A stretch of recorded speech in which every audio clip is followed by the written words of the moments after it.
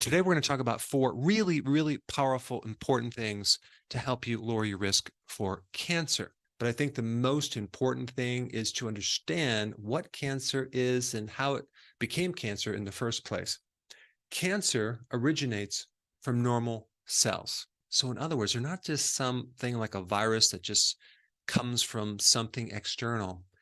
It comes from within. In other words, there's something that happens in your environment that creates destruction of a part of your cell called the mitochondria. And because the mitochondria has one really important function of producing energy for your body, when that cell no longer gets the energy, it has a backup program. So cancer really is an adaptation to a different energy source because the mitochondria is no longer providing energy. And all this information I'm going to share with you right now comes from a fascinating paper, and I'm going to put that information below in the description. So normally the cell uses this type of metabolism to get its energy. When it converts over into a cancer, it uses this type of energy right here. It's not important to know the technical names. All you need to know is that cancer's metabolism is a different type of metabolism. And I will mention one thing, which is the Warburg effect, which allows cancer to get its fuel from a different thing.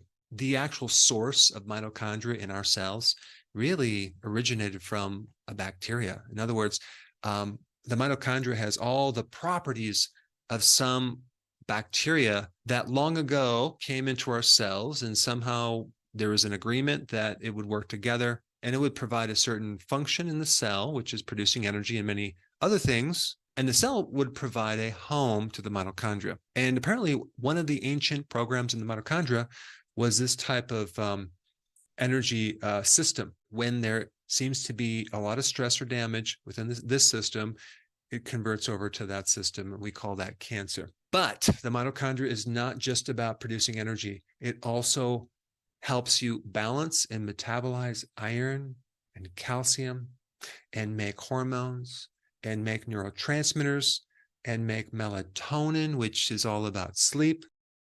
There's a lot of crosstalk between the mitochondria and the circadian clock in your body that run the different cycles, including the sleep cycles, and gut microbes and immune cells. So your mitochondria does a lot. The mitochondria is really the pivot point between health and disease.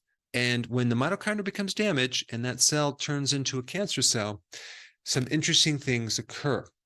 First of all, that cancer cell becomes immortal. So it loses any type of program to die. The cancer cell also produces inflammation, and it seems to grow and spread into areas of inflammation, including old injuries. The other unique thing about when this normal cell turns into a cancer cell is it now has a certain advantage where it can resist death, okay? Because normally our cells, when they become damaged, they go through this thing called apoptosis, where they commit suicide and they take themselves out, but not cancer cells. They resist this apoptosis. They resist also the growth of tumor suppressor cells. So in our bodies, we have the ability to suppress tumors. Apparently, cancer resists that. So that's kind of a survival mechanism. It also counters the immune attack on itself. So I wanted to give you a little background because in order to reduce your risk of getting cancer, it's really about reducing your risk of developing damage to the mitochondria, okay? And then what can you do to restore the mitochondria? That should be the focus. Cancer is just a name of something, but to really understand what's happening can give you an understanding of how to undo this, because reducing the risk means we need to figure out how to reverse this process right here. All right, so one big risk factor for cancer is excess food and excess glucose. So by eating a lot of food and very often and sugary food, that puts you at a major risk for getting cancer. And so the opposite of that is fasting.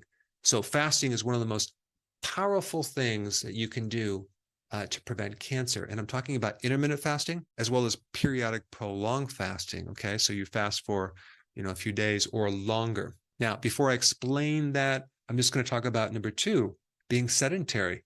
Now, you wouldn't think being sedentary is a cause of damage to the mitochondria. But because of all the stress and things that actually we're exposed to, being sedentary apparently is a cause. And so therefore, exercise is number 2 most potent thing you can do to help avoid cancer. Now, both fasting and exercise do similar things. They both induce something called the anti-Warburg effect. So they directly counter the shift, okay? And they help you bring yourself back over here. There's some really interesting data talking about how both of these things right here can remodel part of your mitochondria. And when I talk about remodel, I'm talking about repairing it. And I'm talking about something called and I'm going to give you a big word now, electron chain transport. This is like a really important part of this machine whereby we're extracting these electrons from food and then forming ATP. Most of the energy currency of the body, the ATP, is made by this electron transport chain. And guess what? Fasting and exercise helps to remodel this part of this machine. Also, both fasting and exercise triggers autophagy. Autophagy is a condition that helps recycle old damaged proteins as well as damaged mitochondria. And so we want some autophagy going on to do that as well. Fasting and exercise also increase insulin sensitivity, which can also decrease the risk. And there's something even cooler. Apparently, fasting has this very special property to help the cancer cells lose their advantages. It causes the cancer cell to no longer resist death. So fasting makes the cancer cell vulnerable to being destroyed, and it strengthens our normal cells. And even if someone does chemotherapy, it makes the normal cells stronger to resist the chemicals, which is very, very cool. So these 2 things are extremely important. Let's talk about number 3, circadian misalignment. What is that? It means that there's something going wrong with your circadian waves, which mainly we're going to focus on sleep. So a good night rest, both in number of hours and quality, is going to be very, very essential to reducing your risk of cancer. But why? Because there's a huge crossover link between the circadian waves and the mitochondria, and also between sleep and the lowering of cortisol and your immune system. Realize too, when you increase cortisol, you actually shut down the immune system. Also, melatonin, the main sleep hormone, uses this system to work.